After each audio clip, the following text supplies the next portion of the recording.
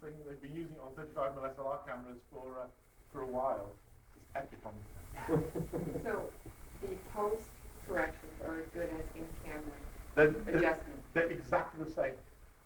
Okay. What the camera is recording is data. It doesn't record a file. So it's recording raw data. Okay. When you take it out afterwards, there will come a point during the post process where you have to bake it in and bake that information into a file. Up until that point, everything is just data. It's just numbers, well, zeros and ones or whatever it is. Don't know how they do it, way with stuff, but it's all totally independent until you reach that point, which is amazing.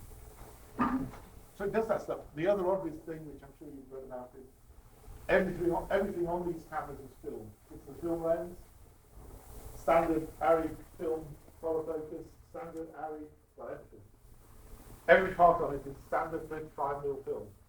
So it's easy to get hold of. You can rent it anywhere. Any crew guy who's ever worked on film knows how to do everything on his camera, except for the electronics part. And for that, you need a DIT, a digital imaging technician, who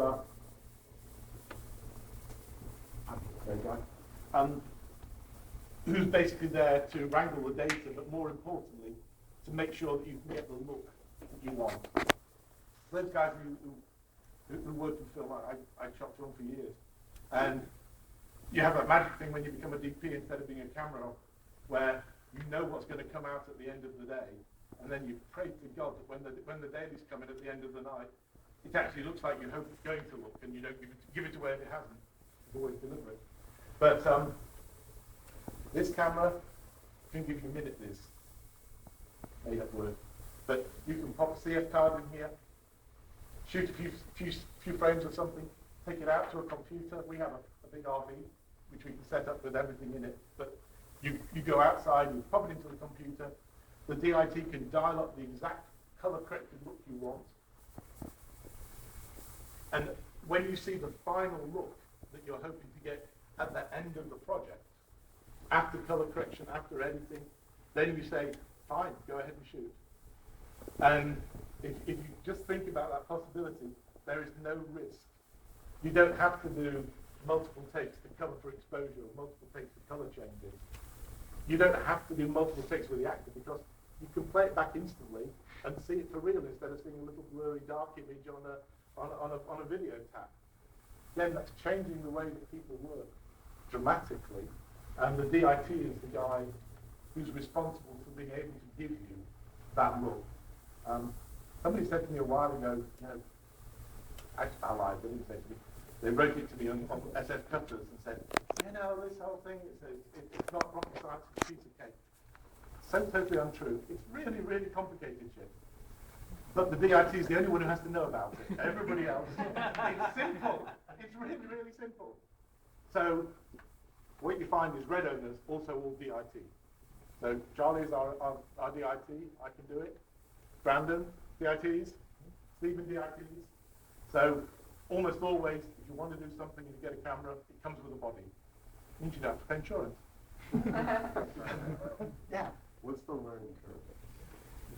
Well, Say if you get it, you're a producer / sometimes shooter, mm-hmm. you got to have some kind of a learning curve. For which part? Yeah. Seriously. That's a pretty good question. Yeah, many times on lower productions, you don't have a budget for a larger crew. So as a producer, you do have to be able to look at it and say, okay, this is what I do want, and confer with the DP or DIT. Yeah. So as a producer, unlike on lower level stuff, you do kind of have to know as well. Yeah, and I mean, I'm of the old school on BBC, so they beat us with sticks until we know everything. But you have to know every job to a degree before they let you have another union ticket. It's one of the fun games they like to do.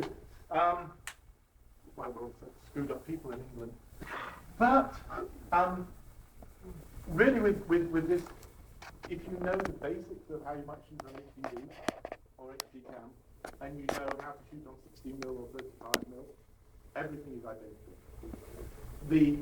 Because of that instantaneous thing, because they can show you exactly what you're going to get. So yes, you need to know where to position the the lights. Yes, you need to know all the other stuff. The difficulty really comes in speccing it. Because you can be kind and generous and a nice person and spec full crews and full lighting rigs and everything else. But we've got enough light here to shoot pretty much wide open. So about a T4 at a 60th, at a 60th of a second, with 3 kinos on half power. And that, for something which is shooting a huge super 35mm size negative, is incredible. If I was speccing this for a film shoot, I'm going to have about 6 times as many instruments as this, just to get enough light to play with, or some giant brutes of things. Those things you really need to know on the spec. We offer like a consultancy service to people where we analyse what you're going to need and what you're going to need in post-production and all sorts of things for you to save you the work on that. But that's really where the learning curve is, knowing who to get and how to get. Everything else is really fairly straightforward. I say the difficult parts are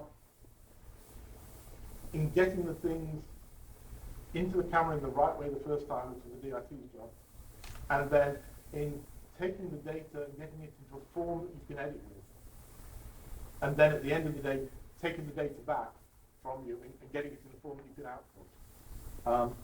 Where people tend to go wrong with working with the Reds is they kind of assume that they can take the R3D files and work in 4K all the way down the line.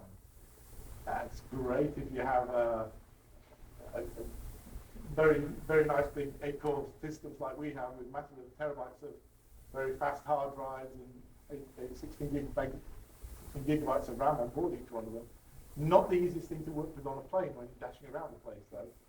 So what you really want is a way of a process where, when you're editing, you can work with a file size or file type that makes it very easy for you to operate. Makes it so that you edit as you always edit, instead of having to compromise your editing to match the technology. So long as you can get the material delivered to you in that form, and you're working with maybe a 1K image, nice small files instead of huge files, but that's roughly color corrected, so the important part of things, that's easy. The end, you just need to get to somewhere who can finish it, reel it back to the 4Ks, do the color correction, do all the other stuff. And there's a way around doing those things. But really, it's not a steep curve. I mean, Ben, how long have you had your camera for? 18 months? Oh, a long time. Steve, you haven't had yours for so long. No, I've only had Red for less than 2 months. I would say that if you work in other tapeless formats, it's going to help you a lot because you're going to be kind of familiar with the overall workflow. Yeah. The first thing is Chris is exactly right. If you think about it as a film camera, that's going to be way easier. If you try to manage things where you're expecting to get exactly what you and limiting all the options like you would on a video camera, life's going to be harder. He's got it exactly right. Get some help at least at the outset. With somebody on set who will be your DIT that will make sure that the camera settings are right and that they can do whether they're doing proxies for you or doing checking for you so that you don't back yourself into a corner. Once that's done, you've got a huge amount of latitude with that image, which he's going to show you in a little bit, and you edit it exactly like you would any other thing. Then when you get all done with your edit, you want to conform back to something that's, the effect of the R3Ds, then probably the right time to go and seek some advice on that. Makes sense? That is the way to do it. The rest of it really is very easy. The learning curve is very fast. What you'll get tonight by asking some difficult questions and just getting your hands on, hopefully, would actually be enough that you could go away and say, yeah, we can work with 2 of these. One of them could be handheld, one of them can't. There are limitations because of this, that, and the other. And know enough to actually move on to a real project with something. It really is simple. So you shoot a portrait and you edit it to Not or, necessarily. I mean, if you don't have a monster piece of portrait. Yeah.